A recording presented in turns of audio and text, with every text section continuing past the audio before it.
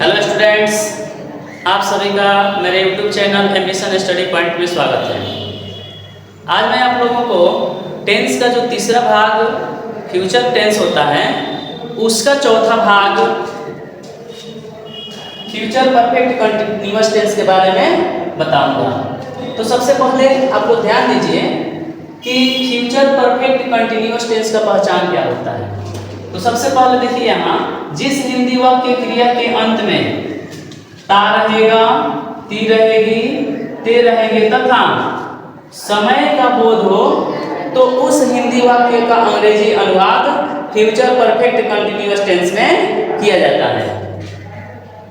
याद रखेंगे, ता रहेगा, ती रहेगी, ते रहेंगे के साथ समय भी दिया रहता है तो उसको किस टेंस में समझा जाता है?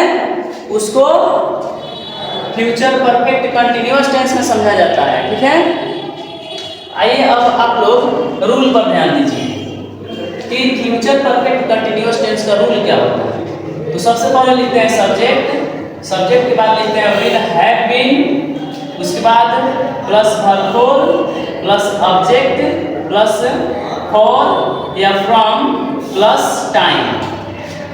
ठीक है, उसी हिसाब से यहाँ निगेटिव पर ध्यान देंगे।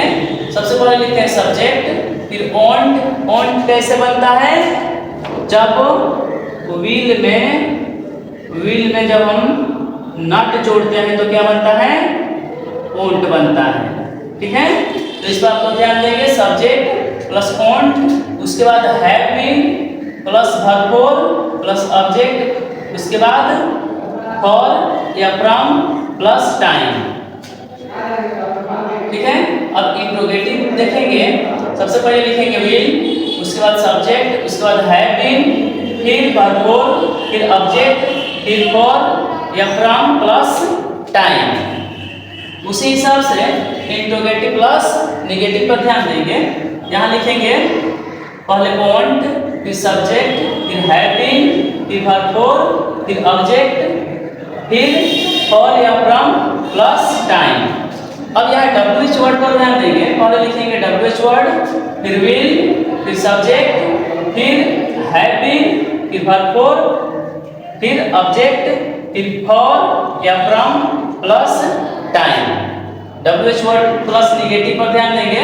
लिखेंगे पहले WH वर्ड, ओंट, फिर सब्जेक्ट, फिर हैव बीन, फिर वर्ब फोर, फिर ऑब्जेक्ट, फिर फॉर, फ्रॉम या टाइम। ठीक है, अब आइए आप लोग ध्यान दीजिए इसके एग्जांपल्स पर। तो सबसे पहला एग्जांपल है, वह सोमवार से यहाँ काम करता रहेगा। ता रहेगा, देखिए यहाँ काम करना, सबसे पहले इसका वर्ब क्या है? काम करना, लेकिन अंत में क्या है? ता रहेगा, काम करता रहेगा। तो यह किस टेंस का एग्जांपल है? फ्यूचर परफेक्ट कंटिन्यूअस टेंस का एग्जांपल है। ठीक है, तो अब आइए इसको बनाकर देखा जाए, इसको ट्रांसलेट करके देखा जाए। तो सबसे पहले क्या लिखेंगे हम? सब्जेक्ट। तो सब्जेक्ट इसमें वह है, यानी कि ही। तो ही के बाद क्या लिखेंगे? Will have been. तो विल हैव बीन लिख दिए। उसके बाद वर्ब फोर है इसमें, वर्क। वर्क क्या है इसमें? वर्ब है। तो वर्ब में जब आईएनजी लगाते हैं तो वर्ब फोर हो जाता है, तो इसमें लगा देंगे वर्किंग, यानी वर्ब फोर हो गया वर्किंग। और कहाँ काम करता रहेगा? तो यहाँ काम करता रहेगा, यहाँ। तो यहाँ क्या हो जाएगा? ऑब्जेक्ट हो जाएगा। ऑब्जेक्ट क्या हो जाएगा? हियर। उसके बाद फॉर नहीं तो फ्रॉम, दोनों में से कोई एक लगाएंगे। तो पहले बताया गया है कि कहाँ फॉर लगता है और कहाँ फ्रॉम लगता है।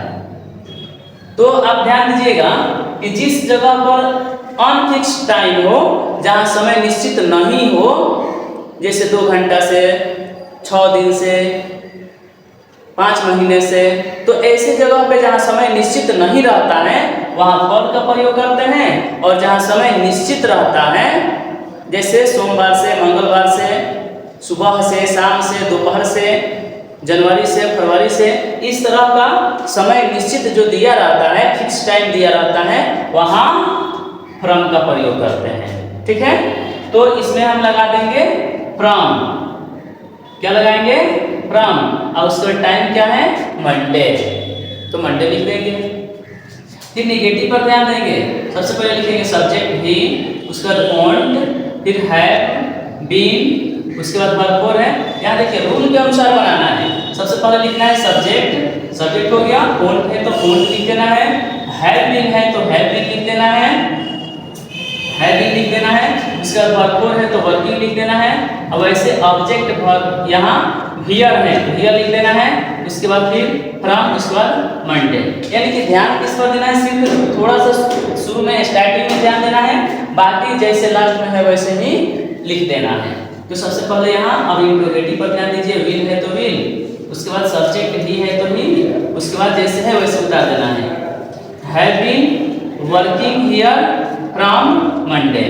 उसी तरह से यहाँ डब्ल्यू, यहाँ देखेंगे इंट्रोगेटिव प्लस निगेटिव पर ध्यान देंगे। पहले लिखेंगे ओन्ड, फिर ही, उसके बाद हैव बीन, उसके बाद वर्किंग हियर, उसके बाद फ्रॉम मंडे। ठीक है। अब डब्ल्यूएच वर्ड पर ध्यान देंगे। पहले लिखेंगे वाई, उसके बाद विल, उसके बाद ही, उसके बाद have been working here from Monday. फिर लास्ट है WH word plus negative, why, owned, subject ही, उसके बाद हैव बीन है तो हैव बीन, उसके बाद वर्ब फोर, इसमें वर्किंग है तो वर्किंग, ऑब्जेक्ट हियर है तो हियर, उसके बाद फ्रॉम है तो फ्रॉम, मंडे है तो मंडे। तो इस तरह से आप लोगों को इसके बारे में, जैसे यहाँ फ्यूचर परफेक्ट कंटिन्यूअस टेंस का रूल है, सबसे जरूरी होता है रूल समझना। अगर आपको रूल समझ में आ गया तो किसी भी तरह का कोई भी हिंदी वाक्य रहता है तो उसको ट्रांसलेट करने में आपको कोई दिक्कत नहीं होगा। तो सबसे जरूरी है रूल को समझना। अगर बाय द वे आपको कहीं रूल समझ में नहीं आता है तो आप कमेंट करके पूछ सकते हैं, ठीक है। और इसी तरह से रूल को समझकर इस तरह के और भी वाक्य लिखकर आपको ट्रांसलेट करने की कोशिश करना है। अगर बाय द वे कहीं भी दिक्कत होता है तो आप निश्चिंत होकर कमेंट करें, ठीक है। तब तक के लिए जय हिंद।